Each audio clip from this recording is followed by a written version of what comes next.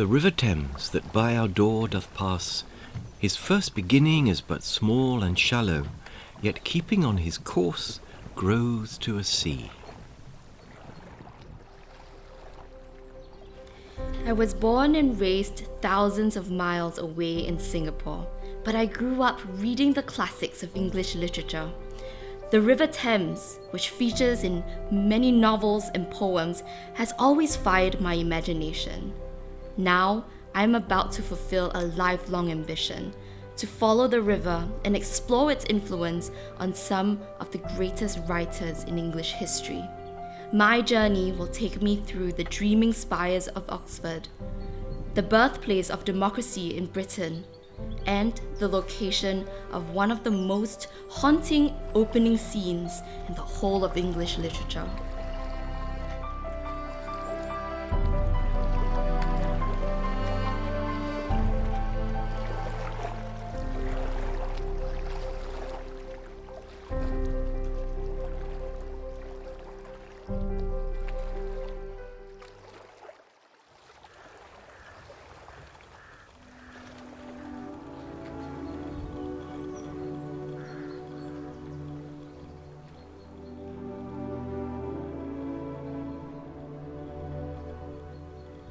My journey starts at Kelmscott, a provincial idyll which was the country retreat of one of the most important artistic figures of the 19th century, William Morris.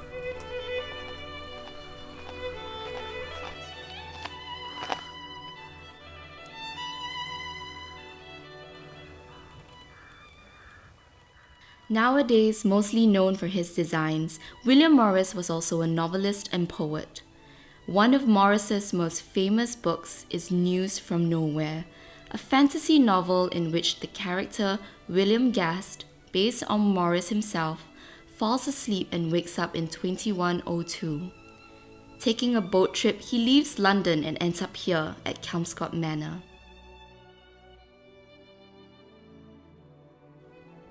The house is only open to visitors during summer months, but although it is now February, we've managed to persuade Dr. Kathy Haslam, the manager of this site, to open it up for us today.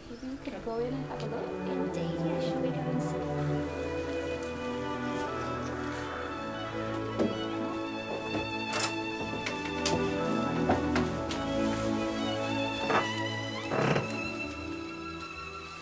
So, which part of the house are we in right now? We're actually in William Morris's bedroom at the moment. There were a number of beds here. This is the one he particularly liked.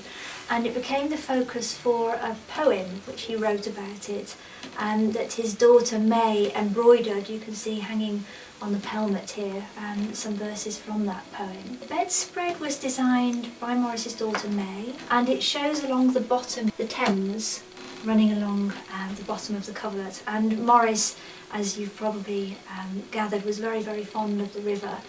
But would you like to see Jane Morris's bedroom? Yes, definitely. Okay, shall we go?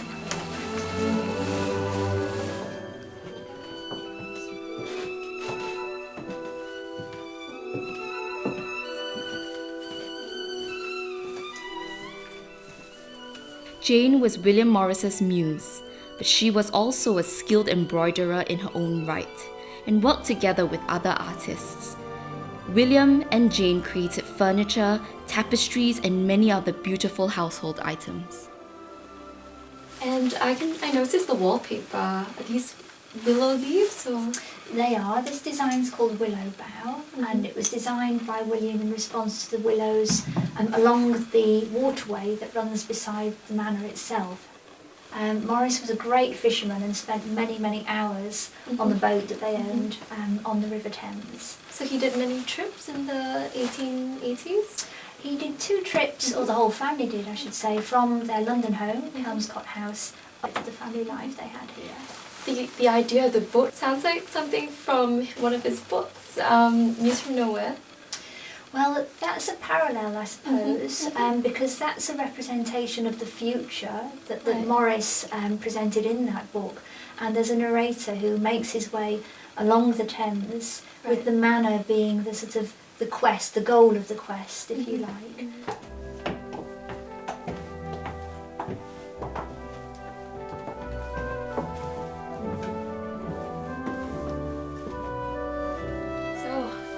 why have you brought us to the attic of the house?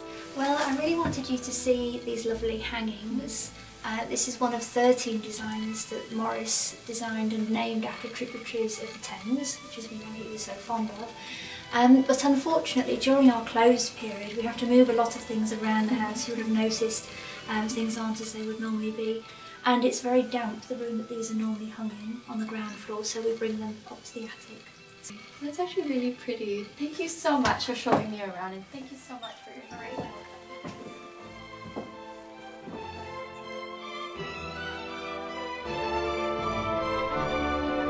The wind's on the wold and the night is a cold, and Thames runs chill twixt mead and hill. But kind and dear is the old house here, and my heart is warm midst winter's harm.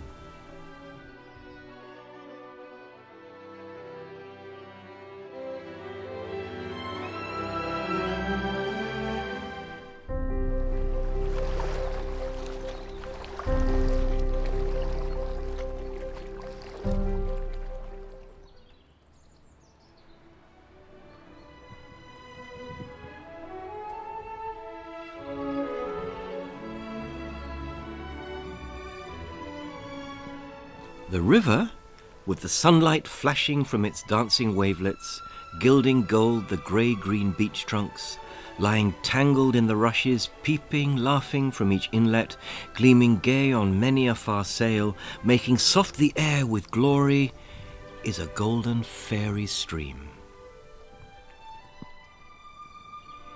In the 1870s and 1880s, it was very, very fashionable and very popular to take a boat trip on the River Thames.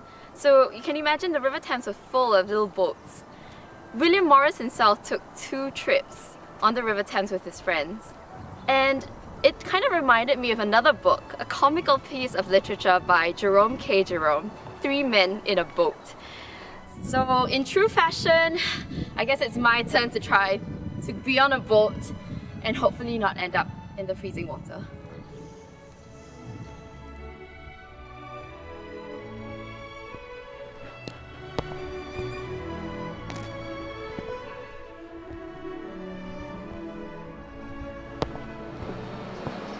Hi, nice to meet you. You too. So, have you ever punted before? No, No?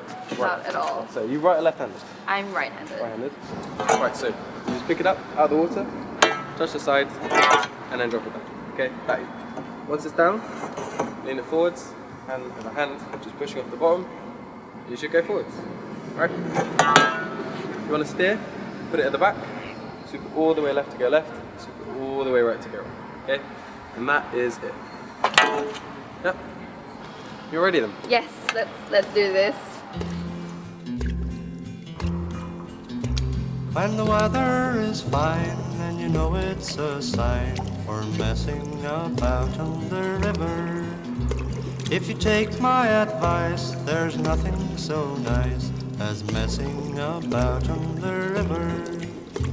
There are long boats and short boats and all sorts of craft, and cruisers and keel boats and some with no draft. So take off your coat and... Okay, so it's not as easy as it looks, and that's what Jerome K. Jerome said. There are boats made from kids. I'm probably gonna crash this boat. Oh wait, wrong side. Oh. If Jerome K. Jerome struggled to do it, what chance do I stand?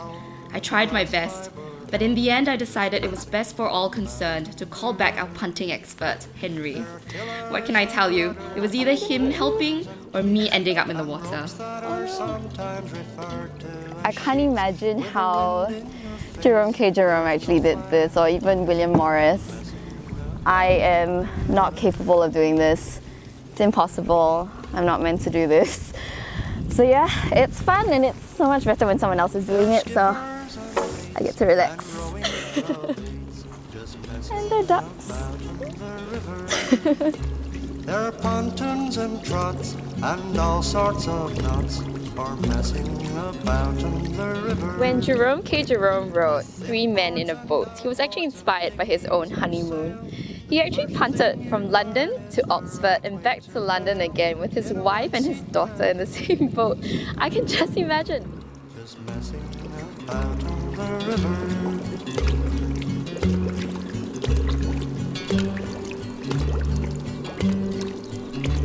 There are bridges and locks and moorings and docks went messing about in the river.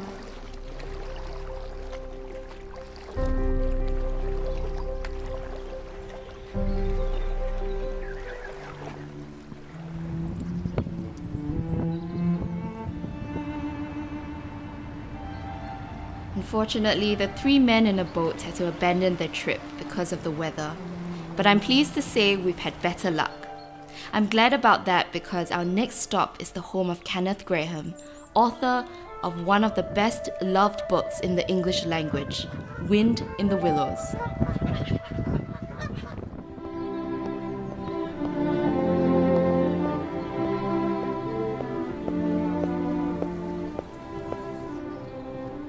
And after Oxford, we're now here at Henley-on-Thames. Wind in the Willows was one of the books that I used to read growing up. And now we're here outside the River and Rowing Museum to check out an exhibition about this book.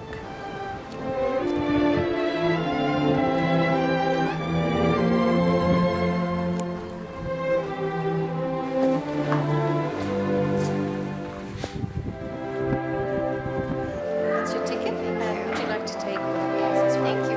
Thank you.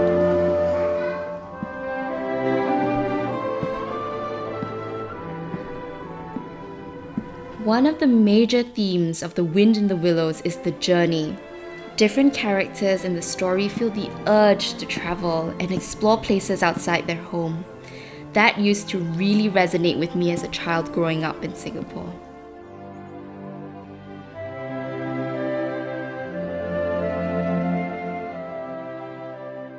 However, what the characters in Kenneth Grahame's book learn on their travels is that adventures may be exciting and fun, but at the end of the day, there's no place like home.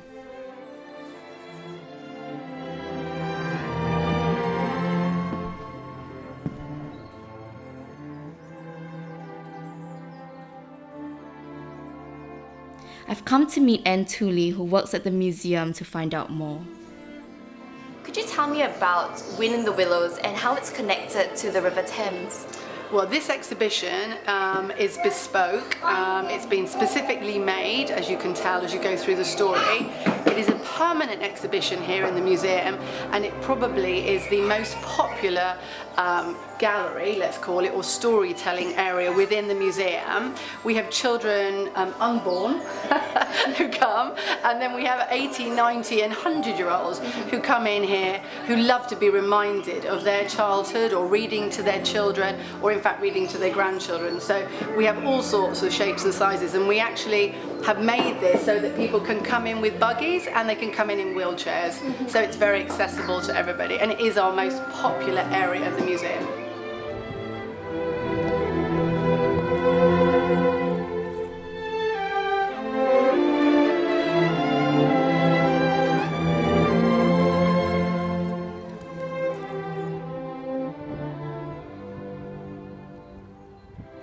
What I love most about Wind in the Willows is actually the illustrations, and this exhibition actually brought it to life. It was like stepping into a storybook. It was pretty amazing seeing so many visitors to the exhibition coming from different age groups, and how kids now still read this book that was written in 1908. So now we're continuing our journey off to Runnymede.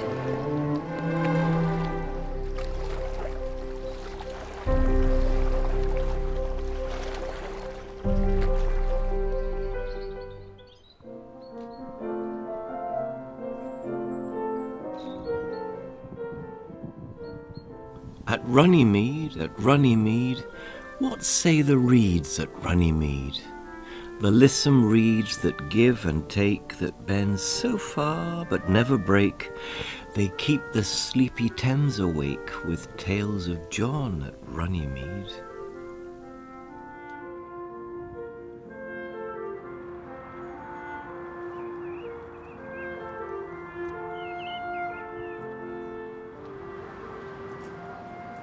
Kipling's poem was inspired by the signing of the Magna Carta, which took place here at Runnymede. The signing of the Magna Carta is one of the most important events in British history because it was the first time an English king relinquished some of his powers to his people. Magna Carta was a big event 803 years ago on the 15th of June 1215, and at Magna Carta King John met with a number of important men who were rebelling against him and tried to make a deal with them. So he made 63 promises in writing on the document, the Magna Carta, and those promises have become part of our democratic tradition. The Magna Carta was the first official document that stated the king was not above the law. It is fascinating to learn how the River Thames played an integral part in such important historical events, not only as a backdrop, but also as a character in its own right. Well, Rudyard Kipling was known as a great sort of patriotic writer in English history. Now, this particular poem, The Reeds of Runnymede, is a mixture of his experience of the landscape here at Runnymede. So he was inspired by the riverbank environment, and so he weaves that into his poem. And Thames, that knows the mood of kings and crowds and priests and such like things, rolls deep and dreadful as he brings their warning down from Runnymede. It seems to refer to the River Thames as a character in itself. It's almost personified as a character in his poem, and in a lot of writing, I think, when we went through the journey and went through Three Men in a Boat and William Morris's News from Nowhere, it seems as if there's this recurrent theme that I think that's what has been, fascinating and has been standing out with our journey so far. So thank you so much for answering our questions. These 12 bronze chairs are a new monument on the site. They represent the 12 jurors who were present at the signing of the Magna Carta in 1215. But the monument also has a contemporary meaning, because each chair also symbolizes a key moment in the struggle for freedom and equal rights all over the world. If you know where to look, you can find history all around this place. Just half a mile away from here is perhaps the most important place on this entire site. It's said that this is the very tree under which King John signed the Magna Carta 800 years ago. But this tree is much older than that. It's believed it could be over 2,500 years old. I wonder what else it has seen in that time.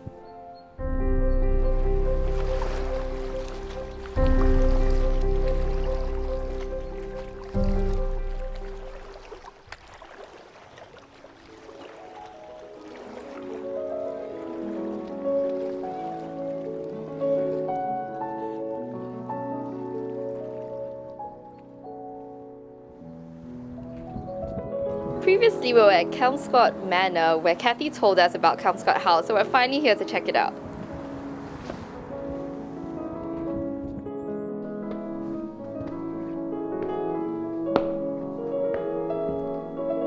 Walking through this house, you can definitely feel William Morris's presence.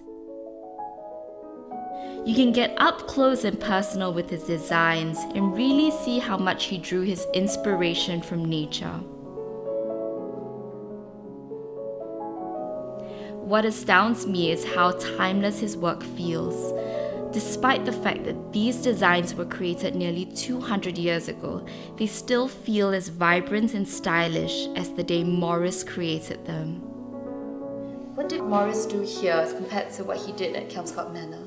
Well, Morris lived at Kelmscott Manor first. He moved there in 1871, and he wanted a London base as well. So he moved to Kelmscott House in Hammersmith in 1878. One of the reasons that Morris actually moved to this house because of the area and the close proximity to the river, which he really loved. And also he loved the fact that Kelmscott Manor was sitting next to the River Thames, although many miles apart. And to celebrate that fact, he renamed this house Kelmscott House after Kelmscott Manor, which he'd already been renting. Wandering around this place, you can see for yourself what an incredibly influential designer William Morris was. Even now, you can still buy any number of his designs, from wallpaper and textiles to household items such as mugs, bags, and cushions.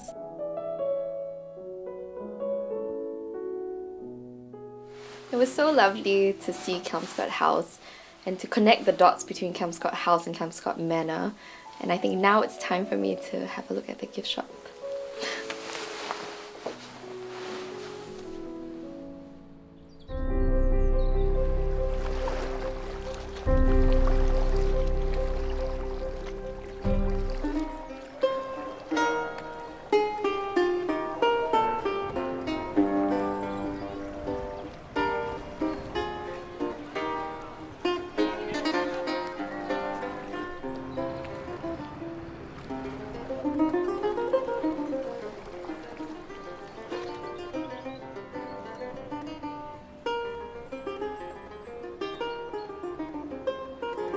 We can't discuss English literature without mentioning William Shakespeare, and I'm just outside the Globe Theatre, which is just across the River Thames. So let's go inside and have a look.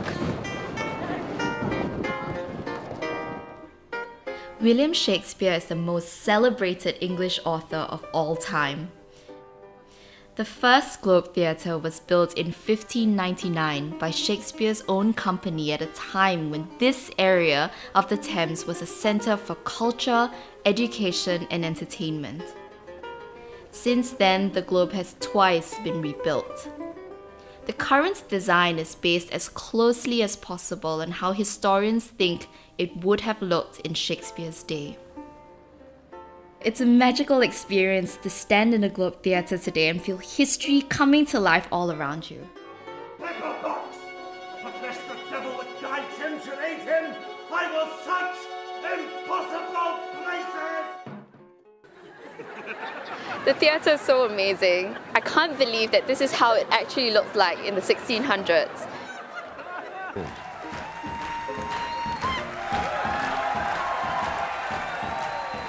Let's see where our journey will take us to next.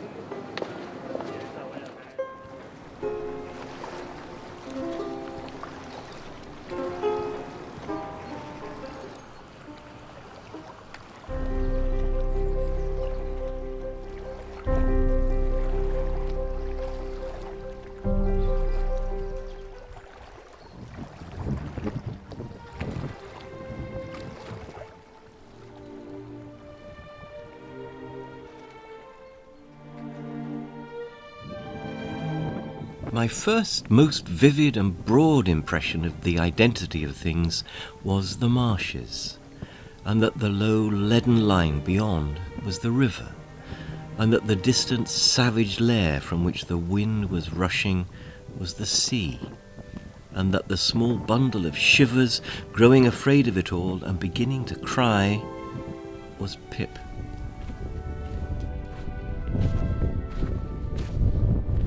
Behind me is the cooling marshes. As you can see, it looks quite bare and empty, but Dickens described it in the 1880s as somewhere gloomy, bleak, and that was when probably a lot of deaths happened, when people weren't living in very good conditions. But I think from now, if you compare it to then, it looks quite different. And maybe if you came in the middle of the evening or at night, that it would look just as gloomy as how Dickens described it.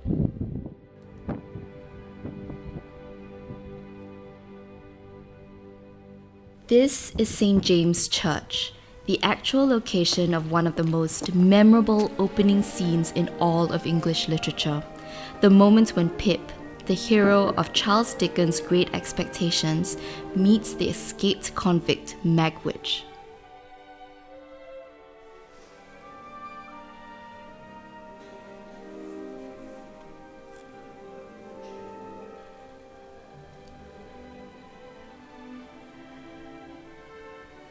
St. James Church played an important role in Charles Dickens' life. He used to love to come here and have picnics outside in the graveyard. This place also became the inspiration for his novel, Great Expectations. It's amazing how some people come all the way from Australia And there's actually a lot of people who are Charles Dickens fans right here.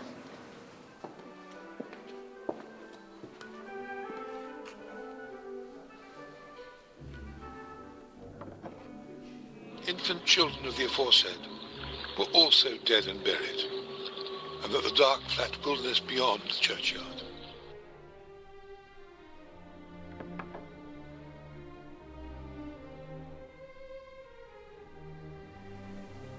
The graves outside this church inspired the character Pip in the book, so let's head out now and have a look at these graves.